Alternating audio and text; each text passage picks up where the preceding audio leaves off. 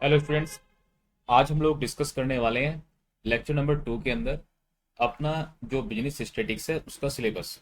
तो business statics का क्या सिलेबस रहेगा वो हमने पहले भी डिस्कस किया था, लेकिन आज हम लोग इस वीडियो के अंदर डिस्कस करने वाले हैं कि कौन कौन से स्टैटिक्स के अंदर जो आप लोग को पता है कि जैसे बीकॉम फर्स्ट सेमेस्टर है, बीकॉम फर्स्ट सेमेस्टर में जो अपना सब्जेक्ट है जिसका हम लोग डिस्कशन कर रहे हैं बिजनेस स्टैटिक्स।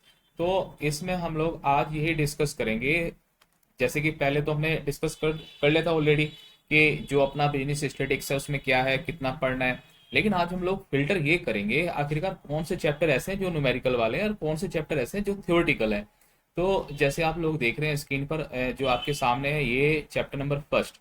ठीक है, ये थ्योरी का है एंड सेकंड वाला भी थ्योरी का है और ये भी आपका थ्योरी का है, थ्योरी। और उसके बाद ये भी आपका थ्योरी है। और ये जो चैप्टर है क्लासिफिकेशन एंड टेबुलेशन ये भी थ्योरी रहने वाला है। उसके बाद है मेजर्स ऑफ सेंट्रल टेंडेंसी या केंद्रीय प्रवृत्तियों की माप। तो ये है चैप्टर नंबर फर्स्ट जो आपका जो है न्यूमेरिकल रहेगा। उसके बाद है अपकिरण के माप, मेजर्स ऑफ डिस्पर्जन। ठीक है, चैप्टर नंबर 2 रहेगा ये आपका न्यूमेरिकल। तो अभी तक जो न्यूमेरिकल्स की बात हुई है चैप्टर 2 है जो हमारे कैसे हैं, जिनका नेचर कैसा है न्यूमेरिकल का। ठीक है, तो हम लोग इस वीडियो के अंदर यही डिस्कस कर रहे हैं आखिरकार वो कौन से चैप्टर हैं जो हमारे जो है न्यूमेरिकल टाइप है। तो आप लोगों ने देखा कि किस तरह से कुछ चैप्टर हैं जो न्यूमेरिकल टाइप है। अब हम लोग जो है फिर देखते हैं कि आखिरकार और उसके बाद कौन से चैप्टर्स हैं जो न्यूमेरिकल के लेवल के हैं। एक बार मैं यहाँ पे लेता हूँ पेन और पॉइंटर, ये आपका पेन किया है। देखिए जो आपका विषमता है ये भी रहेगा न्यूमेरिकल, तो ये तीसरा चैप्टर है। उसके बाद है कोरिलेशन, कोरिलेशन भी आपका न्यूमेरिकल है चैप्टर नंबर 4। और न्यूमेरिकल के हिसाब से ये भी आपका जो इंडेक्स नंबर है न्यूमेरिकल है ये भी। और 5 और उसके बाद सबसे लास्ट चैप्टर है ये आपका न्यूमेरिकल का चैप्टर नंबर 6।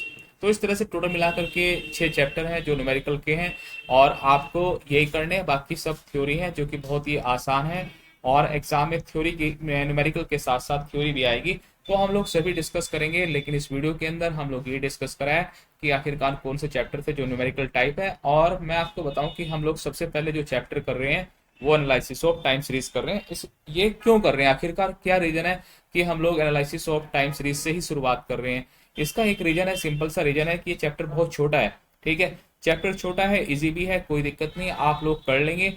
जब इजी है तो आप लोग बड़े आराम से कर सकते हैं। दूसरा क्या है कि जैसे मैं इसे करा दूंगा ज्यादा से ज्यादा 4 लेक्चर के अंदर, 4-5 वीडियो के अंदर पूरा जो है कंप्लीट हो जाएगा।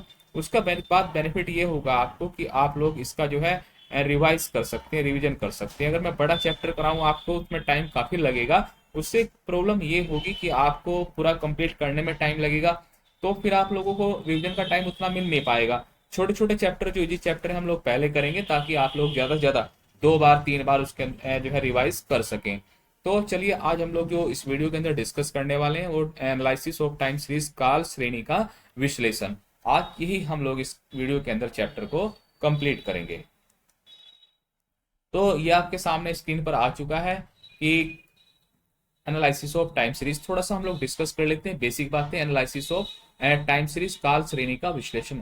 आखिरकार जो काल श्रेणी है, देखिए क्या नाम है इसका, काल श्रेणी। ठीक है, काल श्रेणी जिसे हम लोग इंग्लिश में कहते हैं टाइम सीरीज। आखिरकार ये जो टाइम सीरीज है ये क्या है, तो यहाँ पे बड़ा सिंपल सा बताया है कि काल श्रेणी का आस्य, काल श्रेणी का जो आस्य है वो ऐसी श्रेणी या समंक माला से है, समंक माला से जिसमें काल या समय के आधार पर क्या किए जाए समंक। समंक का मीनिंग मैंने बताया हुआ है आप लोगों को, क्या होता है, डाटा या फिर कोई सूचना। क्या है, कोई सूचना, कोई सूचना है वो समय के आधार पर प्रस्तुत की जा रही है। जैसे मैं कहूं कि 2010 में जनसंख्या इतनी थी, 11 में जनसंख्या इतनी है, 12 में इतनी है। या कोई चीज है जैसे कि मैं कहूं 2005 में जो विद्यार्थी थे किसी कॉलेज के अंदर जो स्टूडेंट थे वो 10,000 थे, लेकिन 5 के बाद 6 आया। ठीक है, 2006 में ये जनसंख्या बढ़ करके स्टूडेंट्स की 200 हो गई है। फिर उसके बाद 2007 में ये जनसंख्या जो है 300 हो गई है किसी स्कूल के अंदर स्टूडेंट्स। और 2007 के अंदर ये जनसंख्या फिर से कितनी होगी है, 400। तो मैं कह सकता हूं कि इस तरह का जहां पे इंफॉर्मेशन होगी, सूचना होगी, किसके आधार पर, सूचना समय के आधार पर। देखिए यहाँ पर जो सूचना है आपके सामने कि एक कोई कॉलेज है और वहां पर क्या है, स्टूडेंट्स हैं, और स्टूडेंट की जो जनसंख्या है या वहां पर जो नंबर ऑफ स्टूडेंट है हर साल प्रत्येक वर्ष बढ़ते जा रहे हैं। तो ये जो जनसंख्या है ये समय के आधार पर है। जहां पर कोई information on the basis of time समय के आधार पर होगी तो हम उसे क्या कहेंगे, टाइम सीरीज। बड़ा सिंपल सी डेफिनेशन थी इसकी। अगर एग्जाम में लिखने को आए कि काल श्रेणी का विश्लेषण एनालिसिस ऑफ टाइम सीरीज को डिफाइन करिए, तो आप लोग इस तरह से लिख सकते हैं, आपको पूरे जो है मार्क्स मिलेंगे। उसके बाद आप लोग एग्जाम्पल डाल देना कि जो टाइम पीरियड है, ये टाइम जैसे मैंने लिखा, मैंने तो ईयर में लिखा है, ये टाइम दिन में भी हो सकता है, वीक में भी हो सकता है, माह महीने में हो सकता है, एंड वर्ष में हो सकता है, सेकंड में हो सकता है, घंटा में हो सकता है, कुछ भी हो सकता है। हम लोग किसी भी तरह से इसे लिख सकते हैं। और दैनिक तापमान जैसे कि मासिक मूल्य हो गया, प्रोडक्शन होगी कि भाई कितने साल में कितना उत्पादन हो रहा है, ठीक है, या किस साल में कितना टेम्परेचर रहा है, या पर डे कितना टेम्परेचर रहता है, कि आज टेम्परेचर इतना है, कल तापमान इतना रहा था, कल तापमान इतना रहेगा, उसके बाद अगले 10 दिनों में इतना रहेगा। तो ये सब क्या है कि जितनी भी इंफॉर्मेशन है इस तरह की, ये सब क्या है, काल श्रेणी के अंदर आएंगी, टाइम सीरीज के अंदर आएंगी। उसके बाद देखिए जो काल श्रेणी है अपनी टाइम सीरीज है, इसके भी प्रकार हैं और इसके भी टाइप्स हैं। इसके जो टाइप्स हैं वो कितने दिए हुए हैं हमें, 2। ठीक है, ये 2 टाइप्स की है। सबसे पहले कौन सा है, स्वतंत्र चर, जिसे हम लोग इंग्लिश में कहेंगे इंडिपेंडेंट वेरिएबल। ठीक है, एक डिपेंडेंट होगा एक इंडिपेंडेंट होगा। देखिए सेकंड आप लोग क्या देख रहे हैं, ऐसा वेरिएबल्स जो कैस क्या है, जो आपका है आश्रित चर, जिसे हम लोग इंग्लिश में कहते हैं डिपेंडेंट वेरिएबल।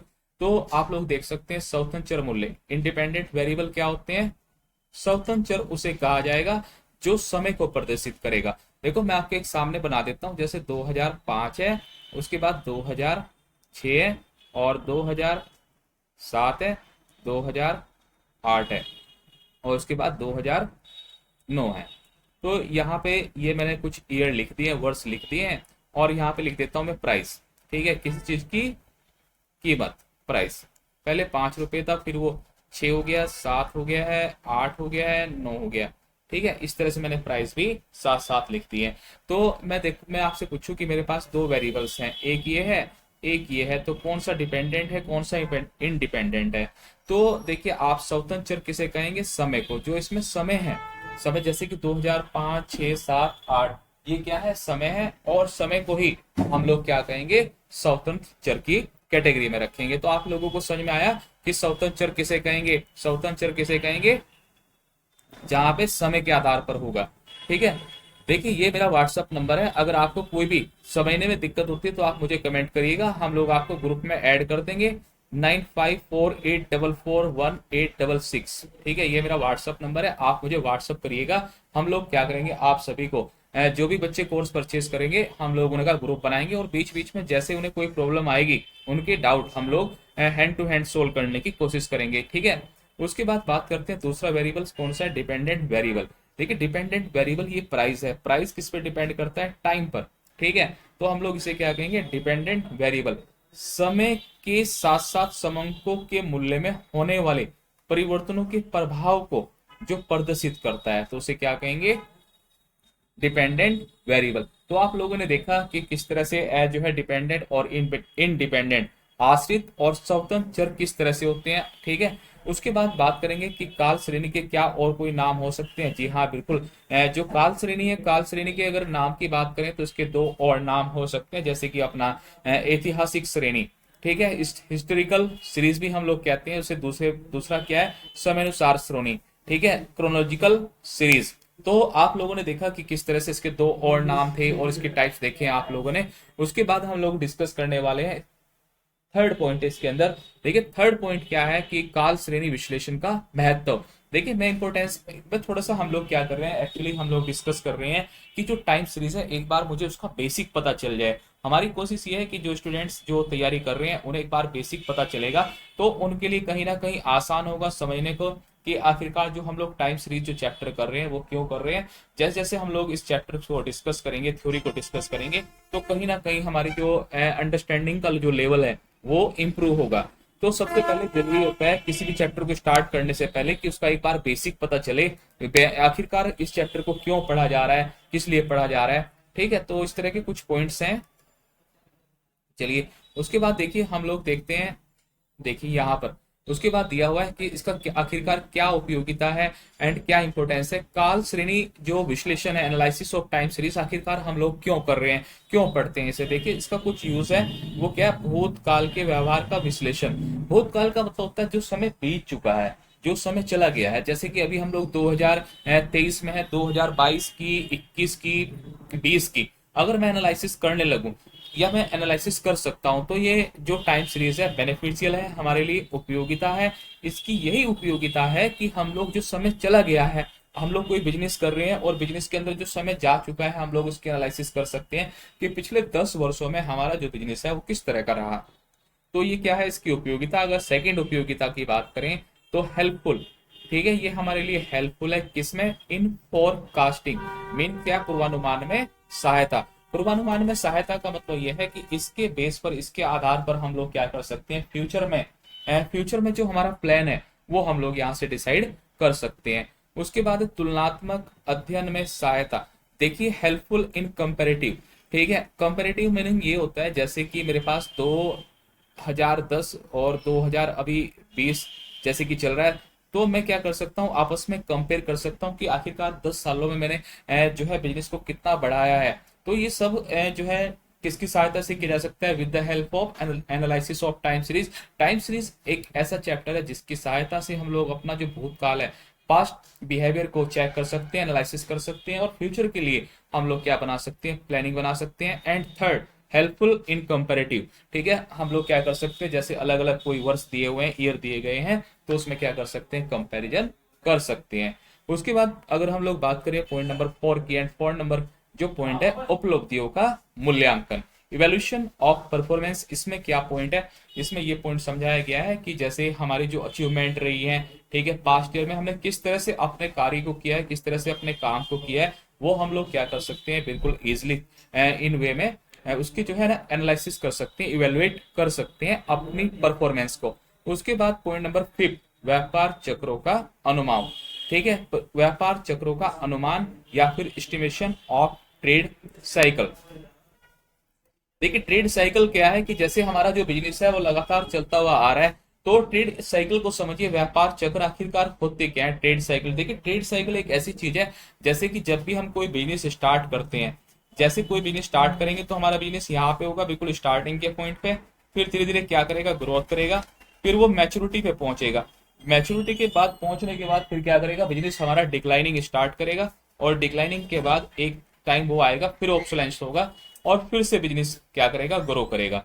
तो ये होता है व्यापार चक्र। जैसे हम कोई बिजनेस स्टार्ट करें तो एक बार बहुत अच्छे चलेगा, ठीक है, बहुत अच्छा चलता रहेगा, लेकिन एक टाइम ऐसा आएगा कि वो फिक्स हो जाएगा, व्यापार ना बढ़ेगा ना घटेगा, और फिर एक टाइम ऐसा आएगा कि वो जो हमारा बिजनेस है वो कहीं ना कहीं डिक्लाइनिंग होना शुरू होगा, और व्यापार एक लेवल तक गिर डाउन होगा, ठीक है, डाउन होने के बाद फिर से बूम करेगा।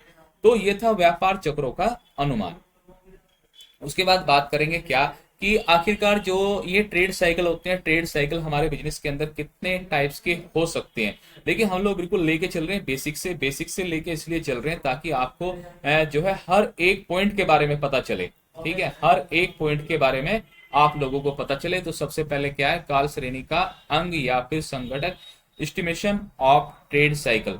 देखिए जो अपना ट्रेड साइकिल है, ट्रेड साइकिल का जो अनुमान है किस तरह से लगाया जा सकता है, तो किस तरह से लगाया जा सकता है, सुदीर्घकालीन प्रवृत्ति, सेकुलर ट्रेड, या फिर नियमित अल्पकालीन उच्चावचन, ठीक है, और अनियमित दैव उच्चावचन। तो ये 3 टाइप्स के क्या है, जो है हमारे एनालिसिस है जिसके बेस पर हम लोग ट्रेड साइकिल फाइंड आउट करते हैं। उसके बाद देखिए यहां से हमारा स्टार्ट होता है सबसे मेन पॉइंट।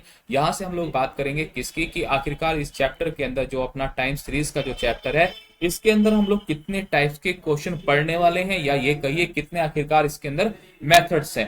तो सबसे पहला जो मेथड्स है आप लोग देख रहे हैं स्क्रीन पर, सबसे पहला कौन सा है, फ्री हैंड करो मेथड, ठीक है, कौन सा है, फ्री हैंड करो मेथड। जी हाँ, फ्री हैंड करो मेथड, ठीक है, ये आपका है फ्री हैंड करो मेथड, जिसे हिंदी में कहेंगे मुक्त हस्त वक्रीति। उसके बाद है सेमी एवरेज, थर्ड है मूविंग एवरेज मेथड, और फोर्थ है आपका मेथड ऑफ लिस्ट स्क्वायर। तो उसके बाद देखिए ये 4 मेथड है जो कि इस चैप्टर में डिस्कस करेंगे। सबसे मेन रहेंगे ये, यहीं से क्वेश्चन आ सकता है, ये दोनों तो कुछ भी नहीं है, बहुत आसान है, बड़े जल्दी आप लोग समझ जाएंगे।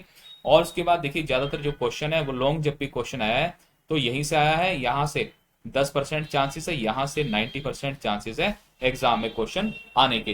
तो उसके बाद हम लोग थर्ड पार्ट में फिर से जो है डिस्कशन करेंगे। ठीक है, थैंक्स फॉर वॉचिंग।